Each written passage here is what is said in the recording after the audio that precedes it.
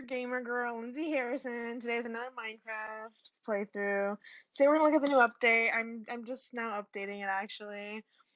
Uh, yeah. Wait, Lindsay. Aren't we supposed to be doing our AP Bio presentation? Oh shit. Cute guys. That's what I meant to be doing. Motionless dreams. Okay. Yeah. So our presentation's on the brain. It's a little different than Minecraft. We called it emotionless dreams because that's kind of what we do when we're awake and when we're dreaming, and that's what our brain does. It makes us awake and dreaming. Okay, so first of all, the spinal cord. The spinal cord carries out two main functions. It connects a large part of the per- of the peripheral nervous system to the brain. Information, nerve impulses reaching the spinal cord through sensory are transmitted up into the brain. Next is the cerebellum. I cannot pronounce any of these words. The cerebellum receives information from the sensory systems, the spinal cord, and other parts of the brain, and then regulates motor movements. The cerebellum coordinates voluntary movements such as postures, balance, coordination, and speech, resulting in smooth and balanced muscular activity. The cerebellum is most highly developed part of the human brain and is responsible for thinking, perceiving, and producing and understanding language. What is this? Well, the cerebellum is the most highly developed part of the human brain and is responsible for thinking, perceiving, producing, and understanding language. Most information processing occurs in the cerebral cortex. The cerebral cortex consists of three layers. The molecular layer, the granule cell layer, and the Parunchy cell layer in the middle. Lindsay, how's that pronounced? I need your help on that one. The input to the cerebellum comes via the mossy fibers and via the climbing fibers. Both of these are glutamatergic. Okay, man, I'm just jacking up all these words. Well, next slide. Okay, so there are three mysteries, or I guess questions, that we are going to kind of consider today in our presentation. The first one is with consciousness. We're going to be looking at what is our consciousness, and then we're going to go into perception. Why do people? And so we're going to ask the question, why do people perceive the same experiences differently? And then we're going to look at emotions and ask the questions, why do we feel emotions, and how do we feel emotions? So first we have consciousness, which is the state of being awake and aware of one's surroundings. So what is our consciousness? So consciousness essentially is being aware that we are experiencing things along with all of those experiences themselves. So let's kind of start by asking the question, where is consciousness? As we looked at in a previous slide, we considered that there are three kind of main-ish parts to the human nervous system, and that is the spinal cord, the cerebellum, and the cerebral cortex. So the spinal cord and the cerebellum play very little role in our consciousness, because if you think about it, people with like damaged spinal cords and cerebellums, they can still think and feel, and they know that they are they know that they're alive. They just maybe they're paralyzed from the waist down, or they don't have muscle coordination or things like that. So thus we can kind of conclude from all that neural tissue does not equate to consciousness. However, the cerebral cortex is associated with consciousness. It has complex feedbacks. Excuse me. It has complex feedback loops that are kind of absent in the cerebellum, which is more of a feed-forward circuit, in that it kind of connects like what needs to be happening and sends messages to the rest of the body, but doesn't exactly circulate its messages. And then also people with damaged cortexes can be brain dead. They can't be aware of that they are alive. So that's kind of more evidence that it's not as important. Our senses are associated with the cerebral cortex, and visual, auditory, and other sensory cortices are located here. However, these cortices pass on signals but do not actually process these senses. Where these senses are processed is in the parietal, occipital, and temporal regions, I hope I pronounced those right, of the brain. And these regions make up or they're part of the posterior cortex of the brain. So thus we can conclude that a mix of neural mechanisms and signals causes any one experience within the posterior cortex. Yeah.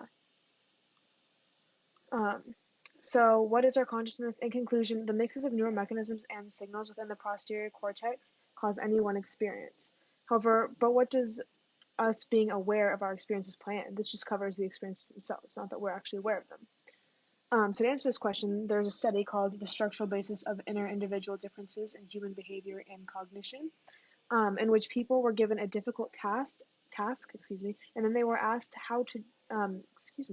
then they were asked to judge how confident they were that they did the task correctly. So essentially, they were thinking about thinking, and the scientists were measuring their introspection. And introspection is kind of like you being aware of yourself, which essentially is kind of like consciousness.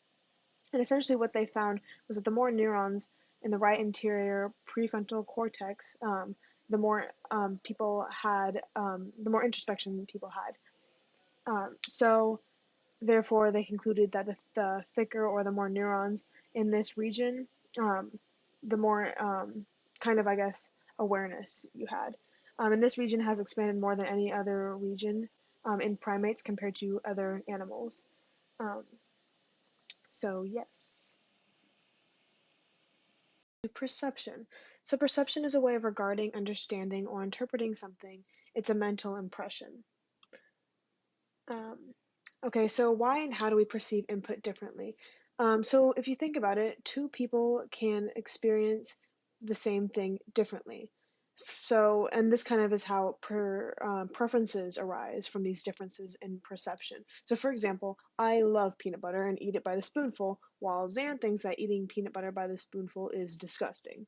However, peanut butter is constant and it always tastes the same. So why are we having these differences in perception? Why do we have these different preferences? Also to the right, you can see that we have this shoe, which some people see as white and pink, and others see as green and gray, depending on how you perceive it. But how do different perceptions manifest in brain activity? So, differences in perception are attributed to differences in the neocortex. So, how do we perceive input differently? So, there's a study done in London, kind of called the Ponzo illusion study, where essentially they had subjects look at this image, which is an illusion because the top bar appears larger than the bottom bar, and they would describe how much larger the top bar was compared to the bottom bar. And the results essentially were that the smaller the primary visual cortex, the more powerful the illusion, or in other words, the smaller that they thought the bottom bar was in comparison to the big bar. Now, there was another study done in London, and I'll see if this video will play, um, called the Bishop illusion study, where there's a cloud of moving dots that appear to either be moving to the left or to the right, depending on your perception. And they essentially tested how long it would take someone's brain to switch between seeing it move to the left and then seeing it move to the right. So they looked at how long those intervals were between when the brain could switch perception. And the results essentially were that the thicker the superior parietal lobe, the faster the switch was between interpretations. So the thickness correlated to how quickly it could switch. Um, so how do we perceive input differently? In conclusion, differences in the shape of our brain results in differences in our perception. It says or, it should say are. Haha, sorry. Emotions. A natural instinctive state of mind deriving from one's circumstances, mood, or relationships with others. That's emotions. So, what are emotions? Emotions are a mental state associated with the nervous system brought on by chemical changes variously associated with thoughts, feelings, behavioral responses, and degree of pleasure or displeasure. Since emotions come from a mental state, they are naturally occurring. This also means that the response is the result of our own evaluation or an automatic one remains to be seen.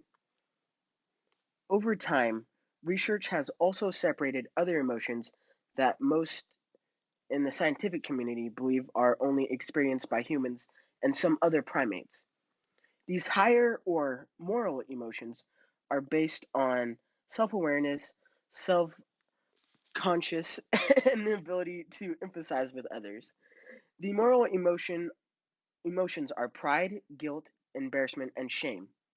Like basic emotions, moral emotions have accompanying psychologically changes associated with them, but they di- di- diverge from basic emotions in that they tend to emerge after self reflection, and they support the theory of emotions are the result of judgment rather than simply involuntary reactions to a stimulus.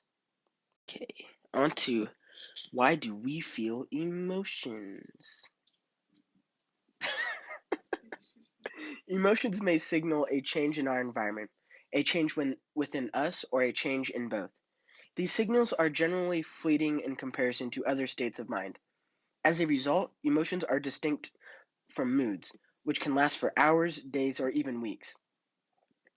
They're also distinct from personalities, the lifelong set of traits that comprise our individual, predictable reactions to situations. It would appear that the function of an emotion is to get our attention and demand a response.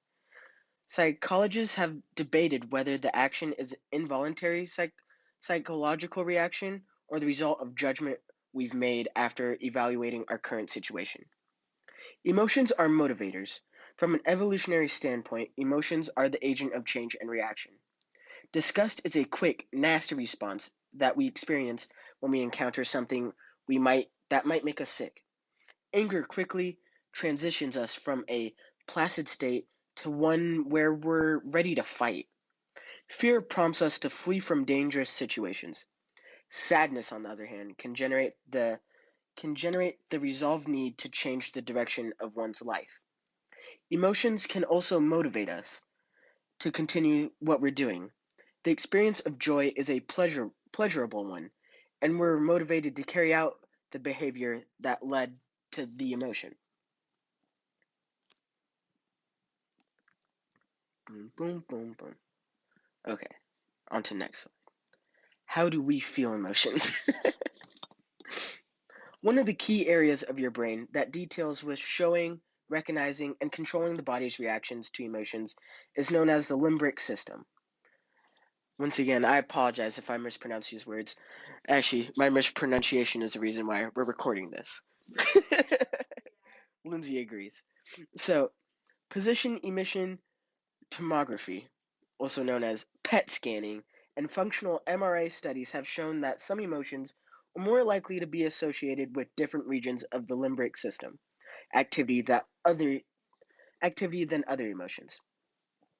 The brain is constantly receiving signals from the body, registering what is going on inside of us, and then processes the signals in neural maps, which it then compiles in the so-called uh, somatosensory centers. Well, if you saw how I mispronounced that word, that's a long word. That's hard to pronounce. Feelings occur when the maps are read and it becomes apparent that emotional changes have been recorded as snapshots of our physical state, so to speak. Sadness. We wanted to point this one out just because it's different than the other emotions. it's, it's probably how most of us are feeling right now with finals and graduating and stuff like that. So, sadness is another type of emotion often defined as a transcendent emotional state characterized by feelings of disappointment, grief, hopelessness, disinterest, and just being in bad mood. Like other emotions, sadness is something that all people experience from time to time. In some cases, people can experience prolonged and severe periods of sadness that can turn into depression. Sadness can be expressed in a number of ways, including dampened moods, quietness, lethargy, withdrawal from others, and crying. The type and severity of sadness can vary depend upon the root cause, and how people cope with such feelings can also differ. Sadness can often lead people to engage in coping mechanisms such as avoiding other people, self medication, and thinking just negative thoughts. Such behaviors can actually accept, can cause feelings of sadness and prolong the duration of the emotion. I think that's the final take. These are sources. These are.